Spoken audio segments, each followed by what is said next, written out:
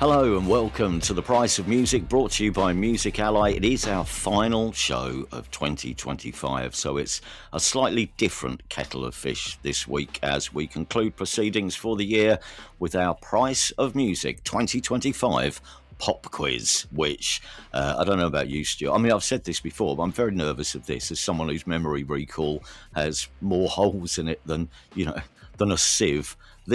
This could be a bit career bruising, I think. What do you reckon? Hopes are high. So. Hopes high in the Dredge household for taking home the trophy. There isn't a trophy, but if there was.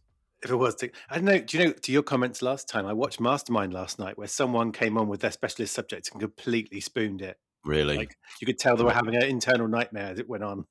And so I was thinking that's my omen.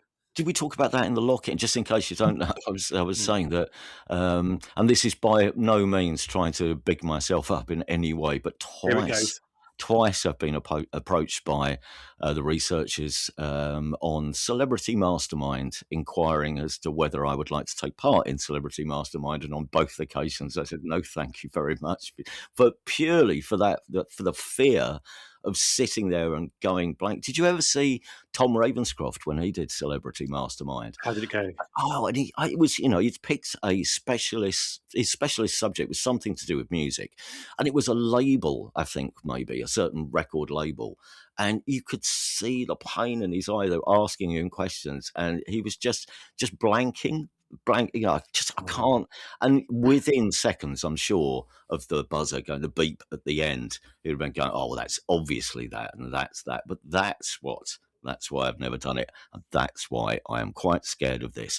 Anyway, nevertheless, we would like to thank all our super fans who have contributed questions for this quiz.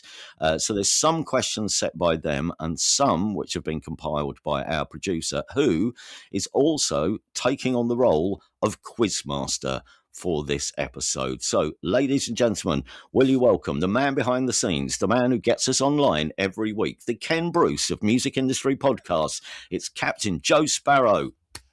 Thank you very much. Applause. It's good to be here, everyone. Applause. That's my now new benchmark for being introduced. Thank you, Steve. Appreciate That's okay. Hi, everyone. By the way, is that worth a point?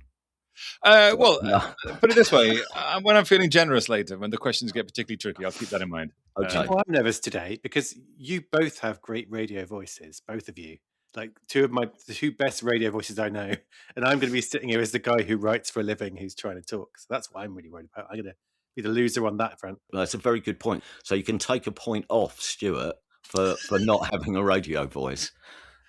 The dirty tricks are starting early, aren't they? Yeah, I see. There's no points for voices here, Stu. It's all recall and knowledge. You'll be pleased to know. And in keeping with the topics discussed this year, I'm happy to say that I've used AI to generate a 1990s TV game show style theme for this quiz, which I'll play now. Hang on, here we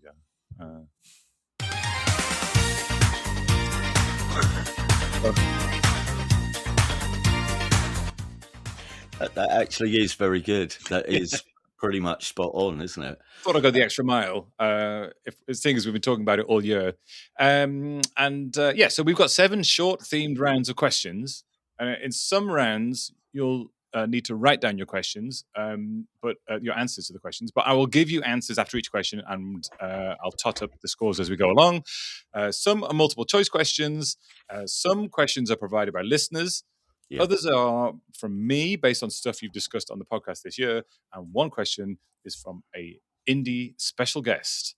And then at the end, we'll reveal the scores and crown one of you Quiz Champion 2025. Round 1, if you're ready, is your knowledge on things that are featured on The Price of Music this year. Question 1 is The Price of Music is the music industry's #1 Peppa Pig and Baby Shark music news service, as you know. But which one has been mentioned in the most episodes of The Price of Music this year? This is excluding the lock-ins, it's public episodes. Is it A, Peppa Pig? Is it B, Baby Shark? Or is it C, they were both mentioned the same amount of times? Okay. The answer is C, 3 episodes each. Oh, I was sure that was Baby Shark. I was sure that's Baby Shark. Okay, that's 0 for both of you on that one. Question number 2. What was the name of the world's only all-female Slade tribute band mentioned by Steve back in October? Okay. Okay, the answer, of course, is Slady. Slady. I Yeah. had Sladeys, plural. Slady, Stu? No, I'm being Took difficult a half here. for that. Nope. Steve? Very harsh. Yeah, I had Slady. Yeah. Lady. Okay, 1 for Steve. Question 3. Lily Allen has had a really great 2025, but this time last year, she was featured on The Price of Music for a story where she was making good money selling photos of her feet on OnlyFans. Okay, but what was the star rating out of 5 for her feet on foot enthusiast platform WikiFeet? Was it 4 stars out of 5, 4.5 stars out of 5, or 5 stars out of 5? I mean, this is where you guess, right? So I'm going to guess 4.5. 4.5. I'm guessing 5. Stu's guessing 5. The correct answer is 5, in fact. So a point for Stu. Well, I wouldn't expect either of you to be regular users of WikiFeet. So you probably wouldn't. I'm wondering if any of us are on it. Well, only one way to find out, Stu. We'll research that later. Okay, question number 4 then.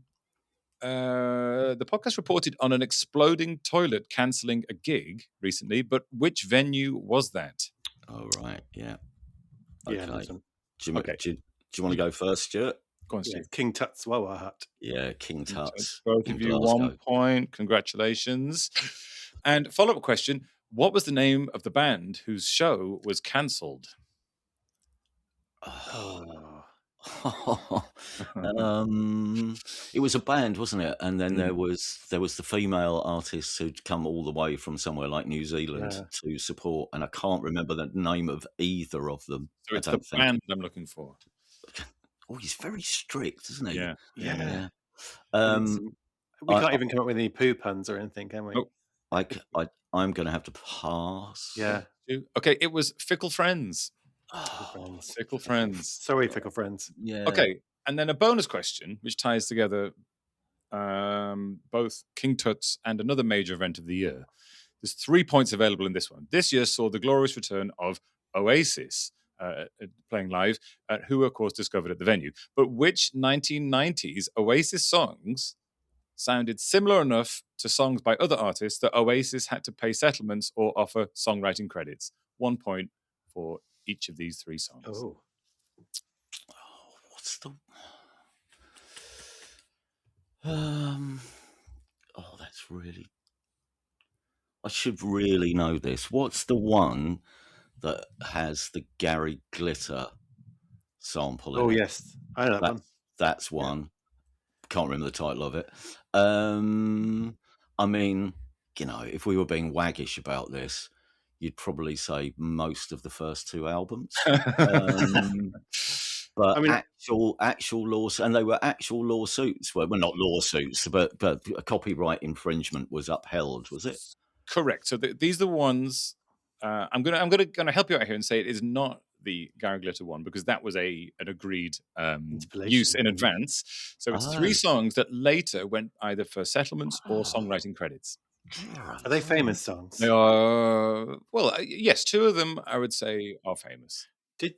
And the titles are. No, wasn't going to fall for that. Almost. It's weird because we want to discuss this really rather. But so I'll go with one. Is cigarettes and alcohol the beginning bit? I'm afraid not. No. Mm. Which is interesting, isn't it? That's What's the one that begins like a Sex Pistols song? I mean, about half a dozen of them. Yeah, I like the way you're bobbing your head around as if that's Bring It going On Down. You're going to kick yourselves when I tell you. Oh, whatever. Don't Look Back in Anger. Okay, Stu got a point there. There was one. I'll tell you all 3. Whatever, which was settled with Neil Innes, who was awarded a co-writing credit. Yeah, after it was found that parts of it closely resembled his song "How Free to Be an Idiot." Shaker Maker, the band, of course, famously settled with the rights holders of "I'd Like to Teach You All to Sing." Oh yes, they Speakers. did. yeah. And Yeah. according to, I think this is Wikipedia, reportedly paying around $500,000. And then finally, from the second album, Step Out, which was removed from the main album just ahead of release after Stevie Wonder and co-writers challenged its similarity to his song Uptight (Everything's All Right). And then they later received a writing credit when it was released as a B-side. So there you go, 1 point to Stu. And then after that first round then, I should probably play the game show theme again. Yeah, please do. Okay, so yeah, after the first round, Stu has 3 points and Steve has 2 points. Okay. All right. This is where you say it's plenty of time. Or still everything to play for. There is Plenty everything of to time. play Lots for. of points available. Lots of Say points what you available. see. You're still playing for the checkbook and pen. Now, round number 2 these are listeners' questions, and so we put a call out to the Patreon superfans. They could have chosen to submit questions in one of 3 categories, which were tricky music trivia, name that year, or the answer is your favorite artist, and they all picked Christ. tricky music trivia. So these are their favorite. This is the 4 superfans here. Their favorite music trivia question. Okay. So again, write down your write down your answers, and I'll announce the correct ones after each question. This is from Kate Collins. Kate says, "How many UK #1 singles has Billy Bragg had?"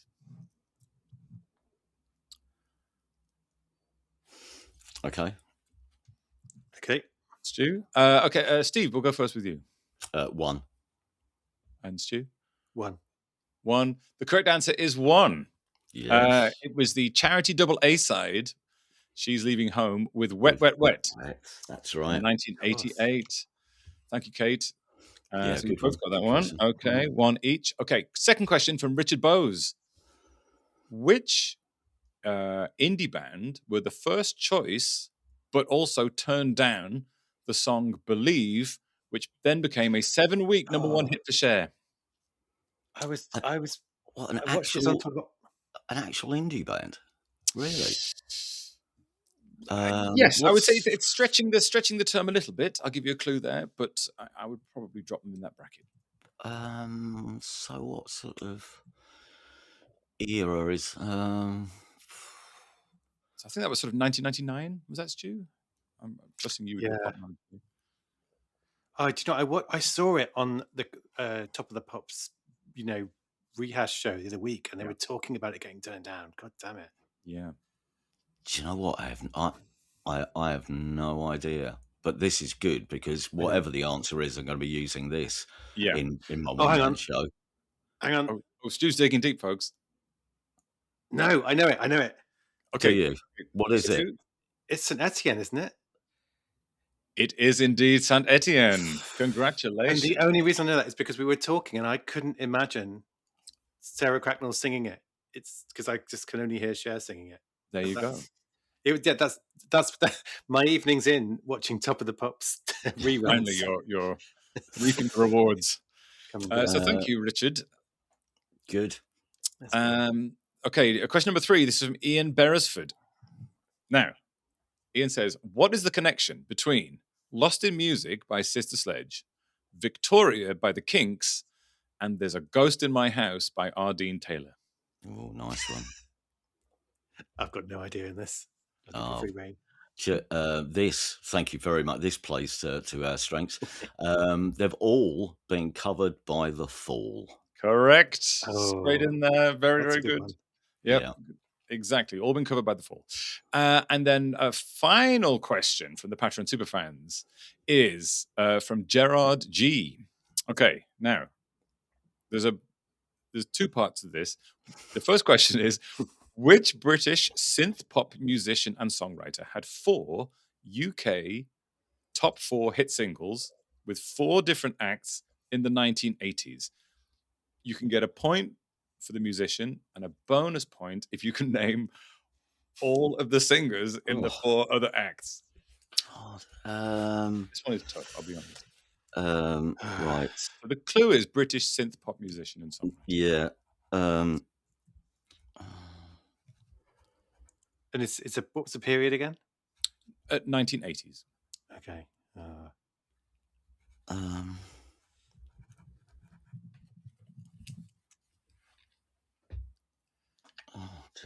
For listeners at Right, home, there's some okay. very furrowed brows going on here. There's a lot of thinking happening. I mean, it's the 80s. That's Okay, are we ready? If you can yeah. remember the 80s, you weren't ashamed enough. Yeah. Right. Stu, do you want to go first with your answer? I get a Mark Almond. I'm afraid not, Steve. Vince Clarke. It is Vince Oh, Clarke. you bugger. So Alison Moyet. Correct. What was his name? Andy Yazoo. Andy Bell. Was it Andy Bell from Eurasia, Andy yes. Bell. And that's me done. Who? I'm never going to get Depeche two Mode? more. I don't think. Was he in early Depeche Mode? No. He was in Correct. Depeche Mode was the... I didn't think of that. All right, Yeah. okay. I'm merely thinking of what he did post Depeche Mode. But yeah, okay. So Dave gone. They've gone. I don't know. Jimmy Somerville. Oh, very close. It was the Assembly with Fergal Sharkey. Oh, there you go. There you go. So very close to the bonus point there, Steve. But I'm going to be very hard and say very strict and say that this round was a. Oh, hang on, pop music. Hang on. There we go. So at the end of this round, it's a reversal of the first round. That was 2 points to Stu, 3 points to Steve, and the running total, therefore, is 5-all. Bless you, Superfans. Thank you really very much. is all to play for. Yes, thank you for those. There are some more Superfan questions coming up later. You'll be thrilled to know. Okay. Round number 3 is where we start blending together music industry and pop trivia knowledge. Okay, so this is band names and music biz big cheeses. Okay, 3 points to play for here. Now, the UK music business has a bunch of industry organizations that have ex-artists at the helm. And this is about those artists and their artist names. So these are multiple choice questions. You can say your answers immediately afterwards. Question number 1. Sam Duckworth works for the UK Music Venue Trust, but is better known, or was better known at one time as the artist Get Cape, Wear Cape, Fly. But where did the name, and I'm going to use the word allegedly here, come from? Okay, three options. Is it A, from a video game magazine? Is it B, from a short story that Duckworth wrote in GCSE English about 1980s strongman Jeff Capes? Or is it C, from an advert in a local shop that sold waterproof clothing for fly fishermen? I mean, two of those are so preposterous that they're probably right. Yeah. But I should know this as well. I'm really sorry, Sam.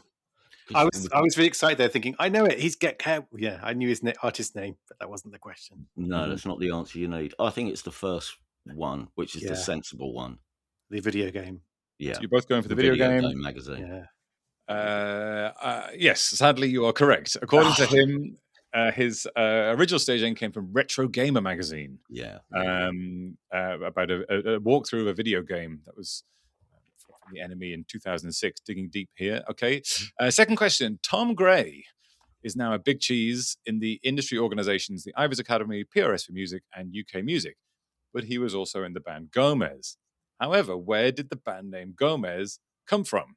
Was it A, named after Gomez Addams from the Addams Family TV show? Was it B, a friend of the band whose name was Gomez? Or was it C, the late 90s Chilean international footballer Jorge Gomez? I've got the Addams Family theme in my head, so that's what I'm going to go with, I think. Can I go with the footballer? Because I'd love that to be true. So C. Steve's going for C. Stu? A. Going for A. Gomez Addams, the Addams Family. The correct answer is the mundane one, I'm afraid. It's B, the friend of the band. This is according to Wikipedia. The band played its first gig in 1996 in Leeds at the Hyde Park Social Club. At the time, they didn't have a formal name, and the band left a sign outside which read Gomez in here for a friend of theirs whose surname was Gomez. People saw the sign and assumed it was the band's name, and it stuck. That's not mundane. Okay, that's rather lovely. Yeah, that's good.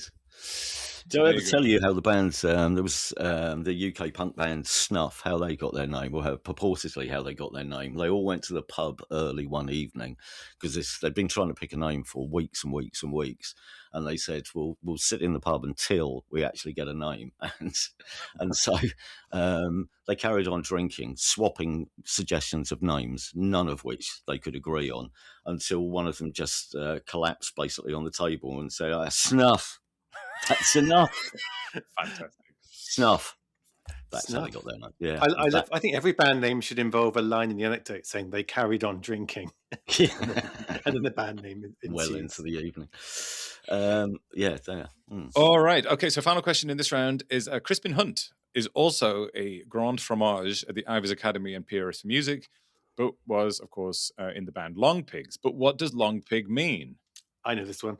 Okay. Oh, So is it a brand of animal feed seen on Hunt's father's pig farm? Is it B, a word for the cooked human body when eaten by cannibals? Or is it C, a type of surfboard that Richard Hawley learned to use when he went on holiday to Hawaii? I think it's B.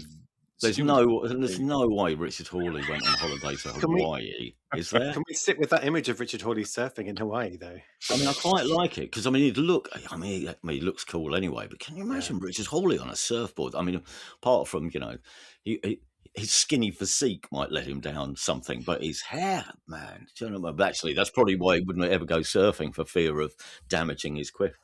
Wild guess at B. What is it then, Stuart? It's B, I think. It's cannibals. That's correct. It is indeed an obsolete term translated from Maori and Polynesian. It's human flesh eaten by cannibals. Can I bust out a Long Pigs anecdote? Oh, why not? They were my first ever interview when I was at university, and they've been on the radio. It might have been your show, Steve. I don't know. They played a session, and they played, she said, and she's by saying, "This is a song about fashion and how I despise it." That was his line. And so I asked him what he thought about fashion. What's that all about? And he basically, Crispin said, well, if we all had big blue baboons' asses, we wouldn't give a shit about fashion, would we? And that was the perfect explanation. And that's my first interview. And I was there going, I haven't really prepared for how to follow that. No. My follow-up question doesn't really match. I'm picturing Richard Hawley now on a surfboard with a big blue baboon's arse and his quiff. That's the next album cover. Boys, can we keep this clean? It's this family friendly. This is tea time viewing. Yeah, you're having a bad fever dream later, you like guys. Yeah. Okay, well, running score then. It really is all to play for. 7-all at the moment, and so I've got a good job. I've got a tiebreaker question right at the end. That's all I'm going to say. Round 4 is where we move on to our special celebrity superstar question, and the special celebrity superstar guest is Eddie Argos from Art Brut. Hello, Steve and Stu. Merry Christmas. Here's my pub quiz question for you from an actual pub. Art Brut often sing about Top of the Pops, yet sadly never performed on the show. The last ever regular edition of Top of the Pops was on the 23rd of July 2006. But which guitar band performed the final ever song in the studio? Oh, that's a good question. Yeah, 2006. 2006, last performance in the studio. 2000 guitar band, 2006. Okay, so what era is that in indie? That's let me give you a slight clue, which is my original wording of the question said which indie band, and Eddie refused to call this artist an indie band. Oh, is it like a sort of a Coldplay Snow Patrol type? I'm not going to give you any more clues. Okay. Coldplay. Stu's going for Coldplay. Well, because I don't know, and I'm being tactical about this, I am also going to say Coldplay. See, it's getting underhand when it gets so close. The correct answer is Snow Patrol with Chasing Cars. Should have done that, yeah. So, at the end of that round, it's still 7-all. Do you know what the terrible thing about this quiz is? Like normally, like what are there? There's about 12 years between us, isn't there, Steve? And normally, if I was in a face-off in a quiz with someone who's 12 years older, I'd be like, well, at least when you get the Britpop questions, I'll have an advantage. But I don't, because you're Steve Lemack. Okay, all right. Let's go. So there we are. Thank you to Eddie Argos for providing that. And okay, the next round. So we've got rounds 5 and 6. Round 5 is questions for Stu about Steve based on what we've been doing on the podcast this year.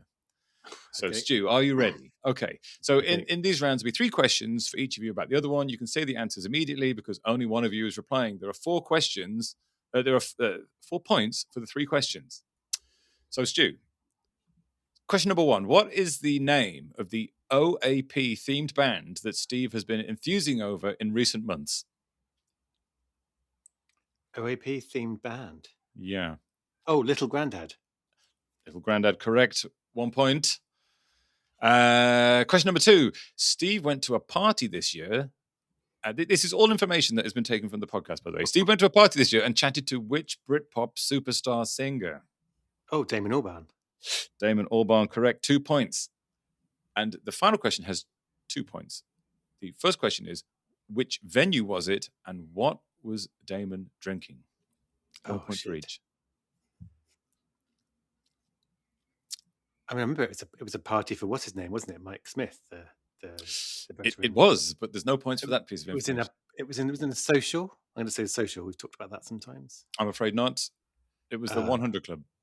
And he was drinking lager. It was a double vodka, I'm afraid. So 2 points out of 4. There you go. Can I just, before you ask the questions, can I just say Black Crows is the answer for all of them? Black Crows and The Darkness. Which album? Those are my answers. You may be onto something here, Steve. So, Steve, your questions are, before we get on to the Black Crows, question number 1. Again, 4 points for these 3 questions. Stu made an AI-generated song to demonstrate the capabilities or otherwise of the technology, but which London borough was mentioned in its terrible lyrics? Camden. It was Camden, indeed, in the song Camden Nights, which I will not talk to you about. I was going to say, can we play that again? Question number 2. This is digging deep now, but so there's a bit of a clue here. When we were talking about fan clubs a few months ago, the first fan club that Stu was a member of was for which journalistic children's BBC show?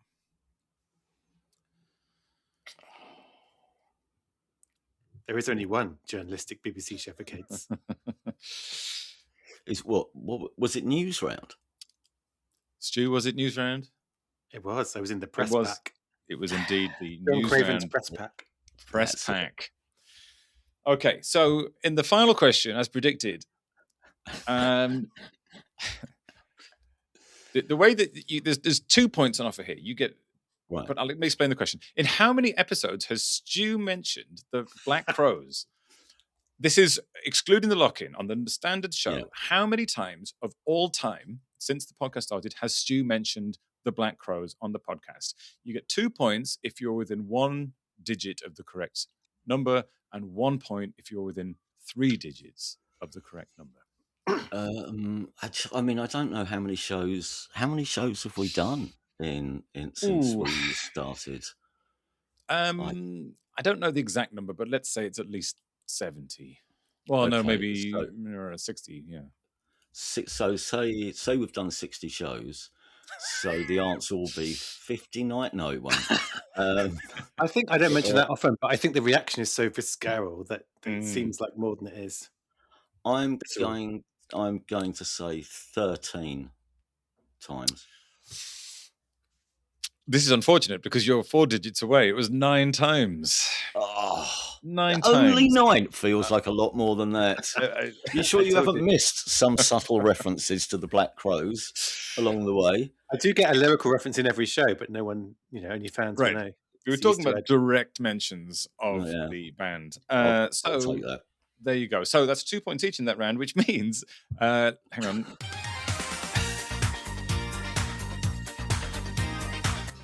At the end of round 6, it's 9 points each, remarkably head to head, all the way along. So back into the final round, back to our superfans. This is round 7. We asked superfans for questions relating to Christmas music. That's Christmas pop music.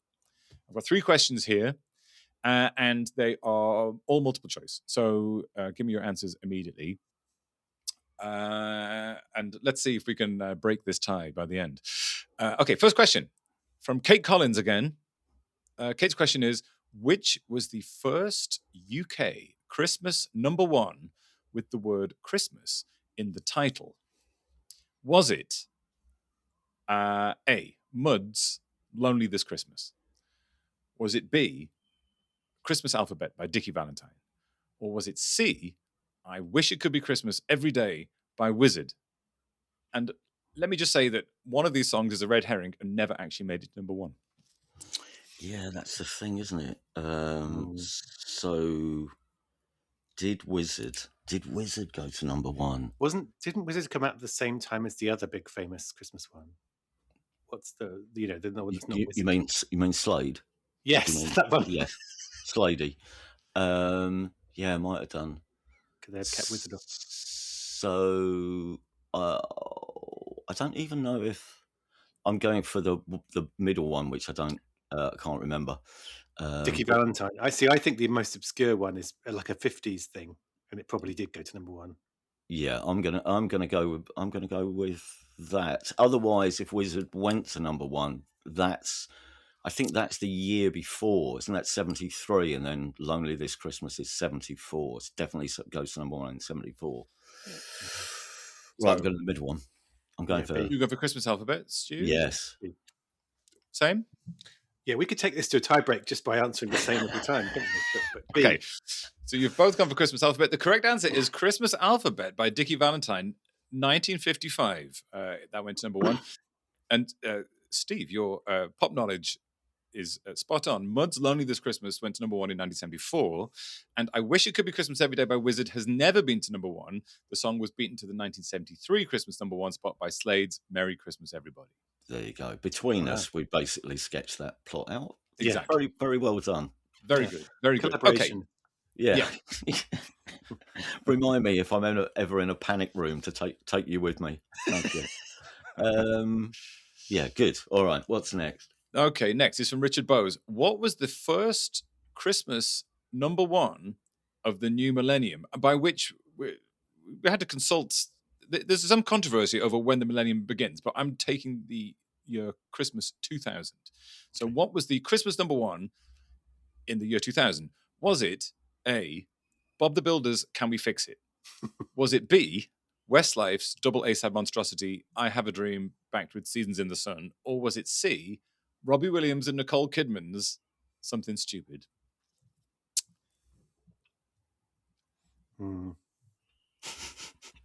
I'm just staring at the image of Stuart on the screen in the hope that I can freak him out somehow.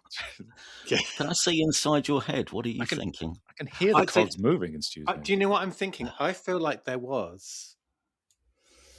Hang on, what were the 3 options again? Bob the Builder's Can We Fix It?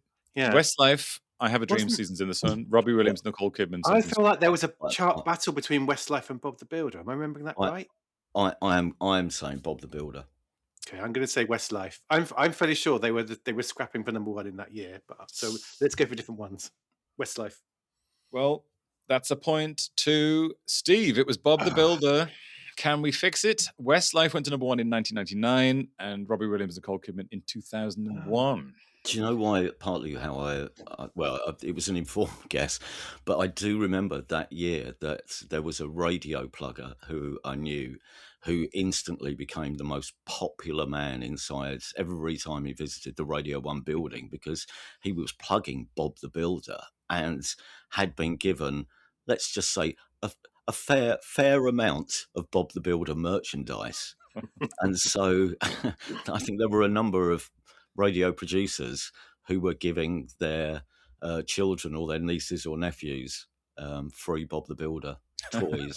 I think you might have sparked the next BBC inquiry, Steve. I think it's going to be. Yeah. Daily Mail gets hold of this, it's trouble. I mean, Westlife were giving tour jackets away, but that's nothing. Anyway, So it was a battle. I feel like I remember being quite pleased that Bob the Builder got number one because Westlife were not number one. I think you might be onto something there, yes. But so maybe they were going for 2 consecutive years at number one, which also sounds plausible for Westlife. But clearly, not 3 years in a row with not landmark Christmas number ones. I don't think It's not sausage roll caliber. Chart no, performance, it's is not it? Lad Baby quality. So that moves us on to our final question, which is not multiple choice. It is just a straight answer, and this is a tricky finish. It's from Ian Beresford. So this is the final question: which Christmas chart fact links "Under the Moon of Love" by Shawadi Wadi, "Build Me Up Buttercup" by Foundations, and "Happy" by Pharrell Williams? So this relates to their chart. This is about Christmas time and the chart. "Under the Moon of Love" by Shawadi Wadi, "Build Me Up Buttercup" by Foundations, and "Happy" by Pharrell.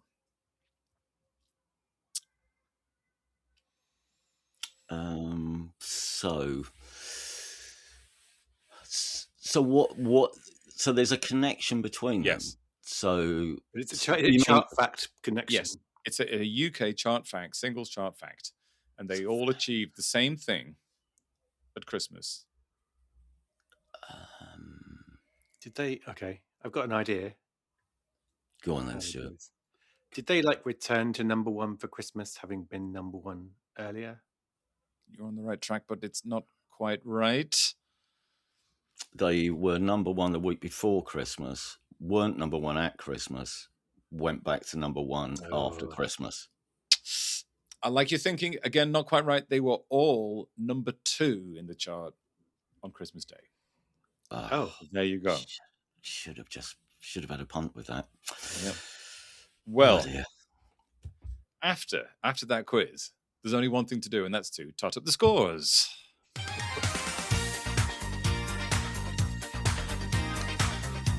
Now, it was neck and neck the whole way, and it's quite fulfilling, I think, to say that it was the Superfan questions at the end there that it was the only thing that separated you. And Stu, I'm sure you'll feel happy that it was your lack of Bob the Builder knowledge that is going to cause me to announce the winner with 11 points to 10 of the Price of Music Christmas quiz as Steve Lamacq. Congratulations, Steve. Thank you very much. Stuart, gracious in defeat, is shaking his head.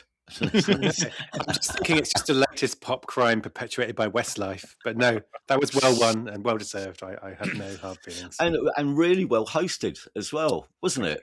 Yeah, thank you very much, Joe. That was much better than I thought it was going to be, and not just because I win the not trophy.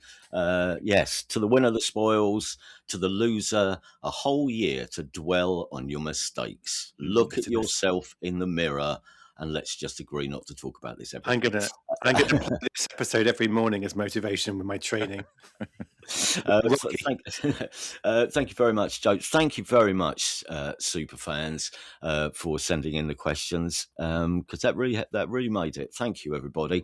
There is going to be an end of year edition of the Lock-In available for you, Superfans. Where we'll be answering some of your general questions as well and giving a few thoughts on 2025. If you'd like to become a super fan and join us for that, you'll find details at patreon.com/thepriceofmusic. And welcome aboard Dan Timmons, who's our newest super fan. Thank you very much, Dan. As I say, patreon.com/thepriceofmusic. Alternatively, as always, if you'd just like to get in touch with us, any feedback on the stories we've covered this year or anything you don't understand about how the industry works, that you think we might be able to make sense of, drop us an email, thepriceofmusicpodcast@gmail.com. For now, thank you very much for listening. We wish you all the very best of festive seasons. We shall return in the new year. Till then, look after yourselves. Take care, everybody. I think we play the closing credits.